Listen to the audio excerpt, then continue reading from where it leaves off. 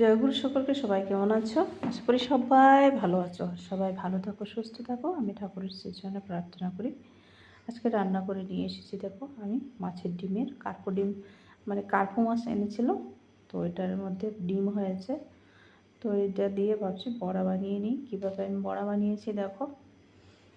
তো ময়দা বেসন দিয়ে, তারপর একটা কাঁচা লঙ্কা পেঁয়াজ কুচি দিয়ে বড়া বানিয়েছি।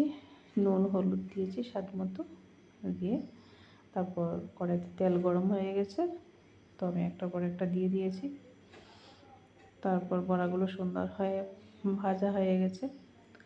তো কে কে ভালোবাসো মাছের ডিমের বড়া?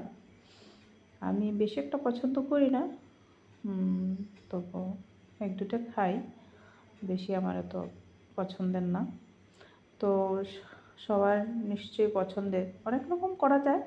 আমি সিম্পলভাবে সেভাবেই করলাম, যেভাবে ঘরে খায় সেভাবে বানিয়েছি। তো বড়াগুলো খেতে কিন্তু দারুণ হয়েছে, আমি টেস্ট করেছি। আর সবাইকে কে ভালোবাসো। তারপর বড়াগুলোকে আমি একটু সুন্দর করে সাজানোর চেষ্টা করেছি, মরিচ দিয়ে, তারপর টমেটো দিয়ে। কেমন হয়েছে প্লেটটা বলবে। তারপরে এসেছে আরেকটা মাছ দিয়ে তরকারি করেছি সিম্পলভাবে।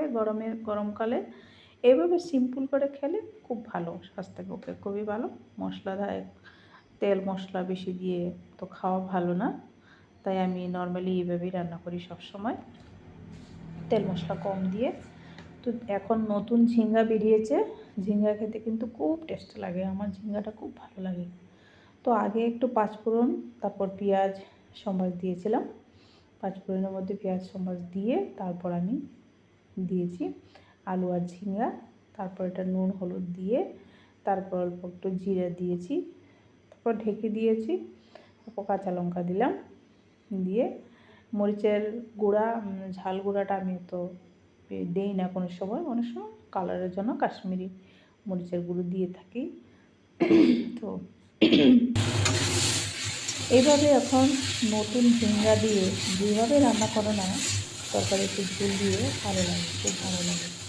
আর কষিয়ে টুষিয়ে রান্না করে তো মনে হয় স্বাদ হয়, ঠিক আছে, কিন্তু একটু ঝোল দিয়ে রান্না করলে খুবই ভালো লাগে। মাছটিও ছিল তাজা, তো খুব ভালো লেগেছে তরকারি। আর এখন ফুটে গেছে, তারপর মাছগুলো দিয়ে দিলাম। আগেরও দুইটা রুই মাছের মাথা ছিল ভাজা করে, ওইটা দিয়েছি, আর কার্পো মাছ লেজা সহকারে দিয়েছি। তো আমার তরকারিটা কেমন হয়েছে সবাই বলবে, আর সবাই ভালো থাকো। হ্যাঁ, জয় গুরু।